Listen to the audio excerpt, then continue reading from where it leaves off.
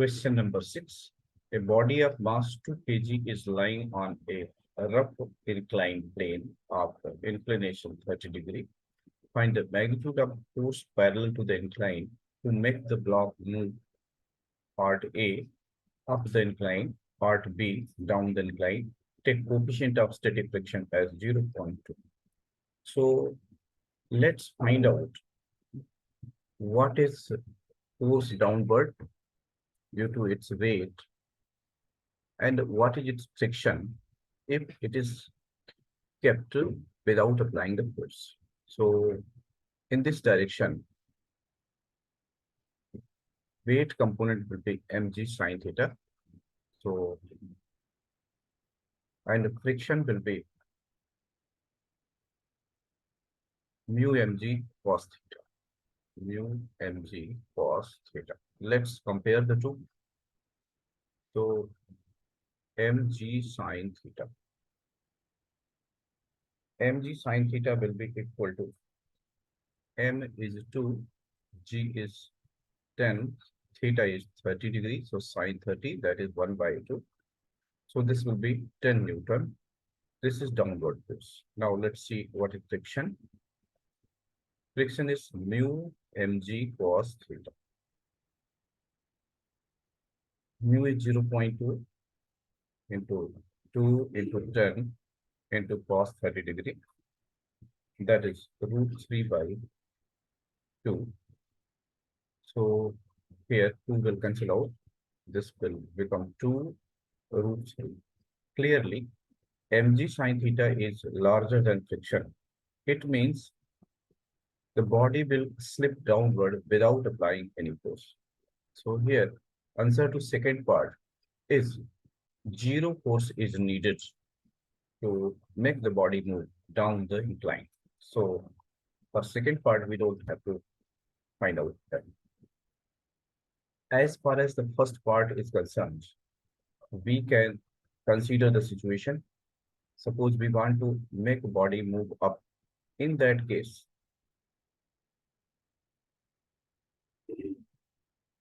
friction will act in this direction and mg sine theta will also act in the same direction.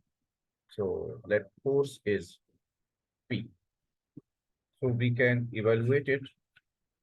So we can say P must be at least equal to mg sine theta plus mu mg cos theta.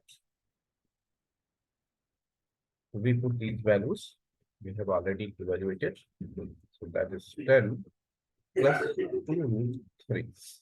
If we put the value of root 3, 10 plus 2 into 1.73.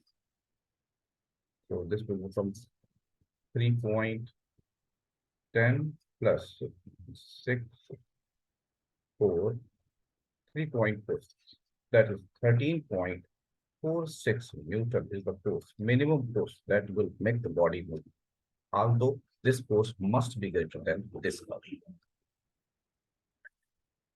Now, question number 7, repeat part A of problem 6. If the push is applied horizontally and not parallel to the incline. In previous case, we have seen that force is applied along the incline. Now, situation is changed. We have to apply force in this direction. Then, component of force in this direction will take the body upward. So, let's see. So, here, force applied is F.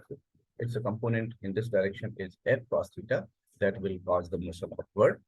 And here, the component of F in this direction will be F sine theta.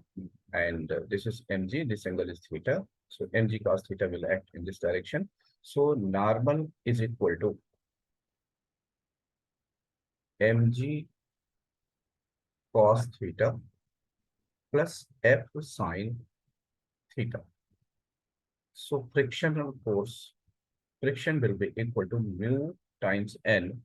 So mu times this value mg cos theta plus F sine theta. Now, We can put these all values. We have got friction force. We can put here. So frictional force will be equal to mu is 0.2. M is given in our question as here M is 2 kg. So 2 into 10 into root 3 by 2 because theta is 30 degree plus F into sine 30 is 1 by 2. So we simplify it further. So it will become FR equal to, this can be written as 2 upon 10 times, this 2 will cancel out. So 10 root 3 plus F by 2. Either we take this inside. So this will become 2, 3 plus F by 10. This is value of friction. Now from here it is clear that F cos theta will take the body upward. So we can say minimum value of F cos theta must be equal to mg sin theta plus friction.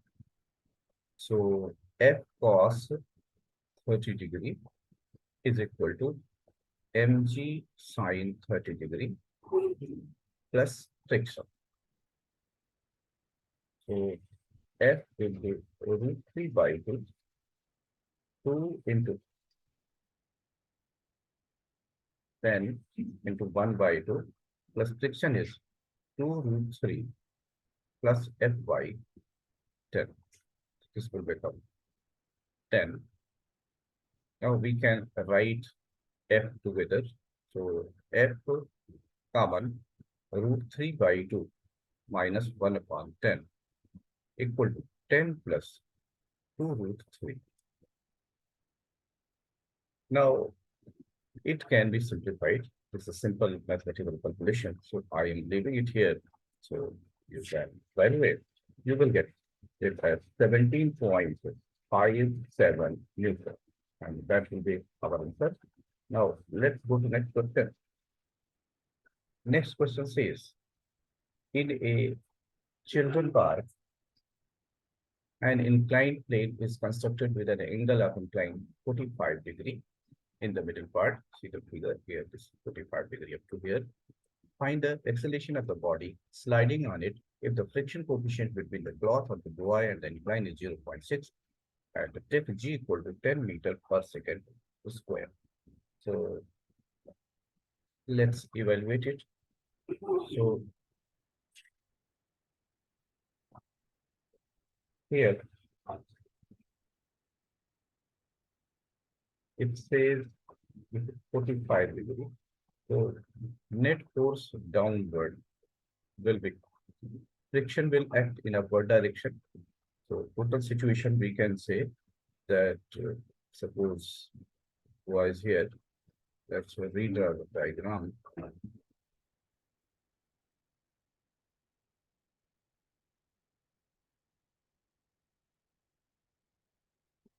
The buoy is slipping in this direction. So friction will apply. So this is the direction of friction. In this direction, there will be mg sine theta. And suppose there is net acceleration in this direction, A. So we can say that mg sine theta minus friction is equal to ma. So here theta is given as 45 degree. So we can put this value mg sine 45 degree minus friction. Friction is mu mg cos theta. So mu is 0.6 into m into g into cos 45 degree is equal to ma. M we can cancel from each term. So we can put the value of g. G is 10, is 1 upon root 2. minus 0.6 into 10 into root 3 upon 2 equal to A. So we can further simplify it. So this will become, sorry, the value written here is not correct. It should have been 1 upon root 3 equal to A. Now, what we can do, we can take out 10 upon root 2, 10 upon root 3 outside, and 1 minus 0.6 equal to A. So this will become 0.4. So A equal to 0.4 into 10, that is 4 by root 2, which is 2 root 2 meter per second square. So this is our answer. Now, let's go to next question. Question number 9 says, a body starts slipping down an incline and moves half meter in half second. How long will it take to move the next half meter? So we apply formula S equal to ut plus half at square. So S is half meter, 1 by 2 equal to, starting from this, so this term will be 0, 1 by 2, A into time is half second, that is 0.5 square. So if we simplify, 0.5 means 1 by 2, so we will get A equal to 4 meter per second square. Now let's find out the velocity where body has covered half meter. So we apply formula V equal to U plus 80. So V will be equal to, starting from 0, 0 plus A is 4, time is half second. So this will be 2 meter per second. Now we apply formula again, S equal to ut plus half at square. So we put the values. S is next half meter, it means 1 by 2 equal to U. U is 2 and time is to be found 1 by 2. A is 4 t square. We multiply each term by 2. So we will get 1 equal to 4t plus 4t square. From here we write 4t square plus 4t minus 1 equal to 0. We apply quadratic formula. So t will be equal to minus b plus minus root of t squared minus 4ac divided by 2a. So we will get minus 4 plus minus root 32 divided by 8. We further simplify. So after simplification, we take positive number. So we will get 4 times root 2 minus 1 divided by 8, which will give 0.207 seconds, or we can write it 0.21 second. Now we have next question number 10. The angle between the resultant contact force and the normal force exerted by a body on the other is called the angle of friction. Here, this is normal, this is resultant contact force, this is angle of friction. Show that if lambda with the angle of friction and mu with the coefficient of static friction, then lambda is less than tan inverse mu. So let's see how. So here, if we write tan lambda, we will get perpendicular. So perpendicular will be with force friction divided by base will be L. Now we write it as first equation. Now here friction is dependent on the force applied because friction is self-adjusting force. So when P increases, friction will also increase. So we know that mu is defined as friction force divided by normal reaction. We consider mu when this P is larger, means initially we take FR upon N as tan lambda. Now we are increasing the value of P, so FR is increasing. So we can say this value will be larger than this value. Suppose we give some notation. Suppose we write FR1 initially. Now when this effort is applied, means this force is applied, which is larger. So in that case, the friction becomes FR2. So this FR2 will be greater than FR1. So we can say that this term mu will be greater than tan lambda. Mu is greater than tan lambda. And if we write the limiting case, so in that case, we just write less than or equal to, we put here less than or equal to. So we can write lambda, the same thing I'm writing here. So the lambda will be less than or equal to tan inverse mu. So that is our answer. Thank you for watching.